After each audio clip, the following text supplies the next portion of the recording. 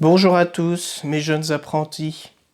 Aujourd'hui, nous poursuivons et nous finissons notre grande partie sur l'affirmation de la République et ses limites, et nous arrivons enfin au petit 4, l'affaire Dreyfus ravive les oppositions.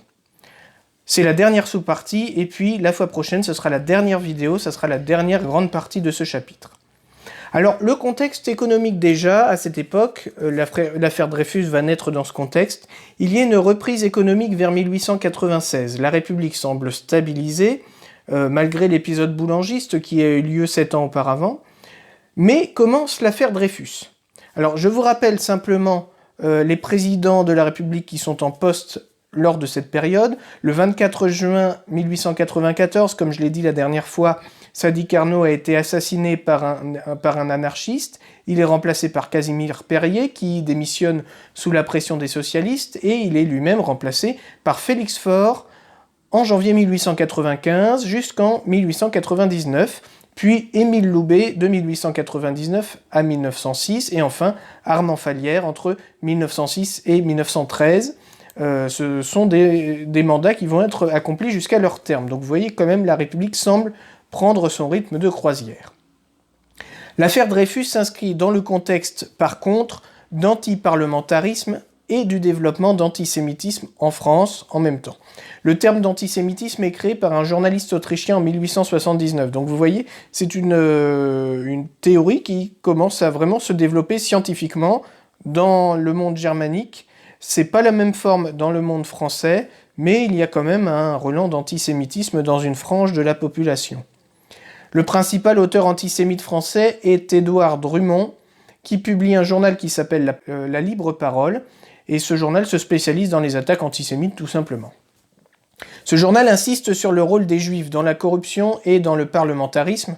Donc le parlementarisme, c'est l'ennemi de la France, c'était déjà le refrain avec les boulangistes. Et on accuse aussi les Juifs de pénétrer dans le monde de la justice et de l'armée. Pour vous donner une idée, à l'époque, il y a eu 80 000 Juifs en métropole, en France, sur 40 millions d'habitants. Et voilà qu'arrive une condamnation d'un capitaine de l'armée. En 1894, le capitaine Dreyfus est arrêté, condamné et dégradé, donc c'est-à-dire qu'on lui retire tous ses grades militaires. Il est déporté sur l'île du Diable, en Guyane. Que s'est-il passé ? Un certain nombre de documents sont revenus d'Allemagne montrant qu'un traître est présent dans l'armée française et qu'il communique à l'ennemi des informations sur le développement technologique militaire. Dans le contexte où on a envie de se venger de l'Allemagne, c'est quand même très sensible. Dreyfus est attaqué par le capitaine Henry, qui était chargé de la surveillance de l'activité des autorités allemandes. Dès le début des événements, son frère Mathieu Dreyfus et sa femme Lucie entreprennent une campagne de réhabilitation, mais quasiment tous les Français sont convaincus de sa culpabilité, on fait confiance à la justice militaire. Même Jaurès et Clémenceau, qui plus tard vont le défendre, le considèrent encore coupable. En 1895, un autre militaire qui s'appelle Georges Picquart et qui travaille dans le contre-espionnage découvre celui qui est sûrement le véritable coupable. C'est Esterhazy, un officier chargé des renseignements sur les troupes ennemies. Il est envoyé en Algérie, Esterhazy, il est évacué si vous voulez, parce qu'il ne faut pas que l'armée soit discréditée, donc on va éviter d'ébruiter le fait qu'on s'est trompé de coupable. En 1897, cependant, ces éléments commencent à être connus, l'absence de preuves contre Dreyfus d'une part, et les éléments accusant Esterhazy. Les Dreyfusards commencent à entamer une campagne discrète auprès d'hommes politiques influents pour essayer de convaincre l'opinion de l'innocence de Dreyfus. C'est à cette époque, fin 1897, que Clémenceau est convaincu de l'innocence de Dreyfus. Et c'est au même moment que l'armée, poussée dans ses retranchements, finalement décide de mener un procès contre Esterhazy en janvier 1897. Donc cette année 1897 où il y a des avancées. Émile Zola publie alors J'accuse dans l'Aurore le 18 janvier 1898. Il dénonce dans cette lettre ouverte au président de la République les actions et les dissimulations de l'armée française au sujet de cette affaire Dreyfus.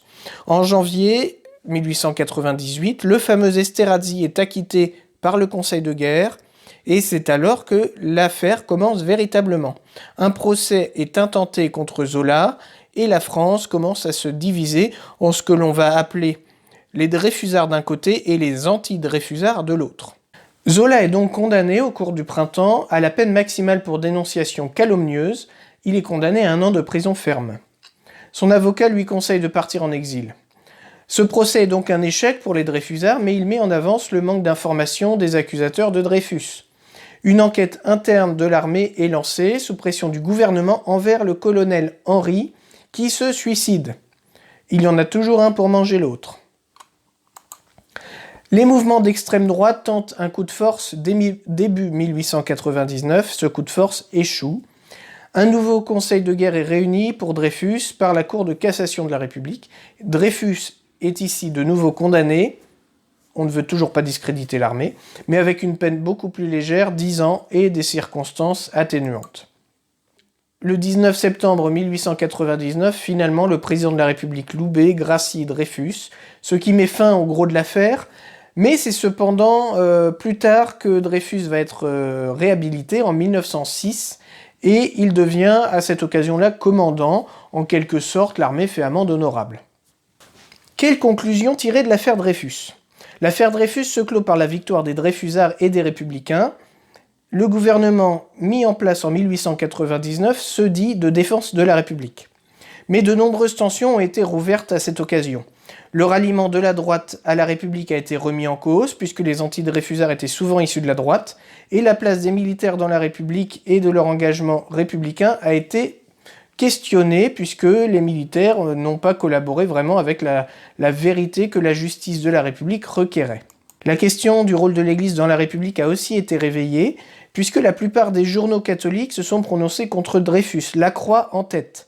C'est cette question que nous aborderons dans la prochaine vidéo. D'ici là, je vous dis que la force soit avec vous.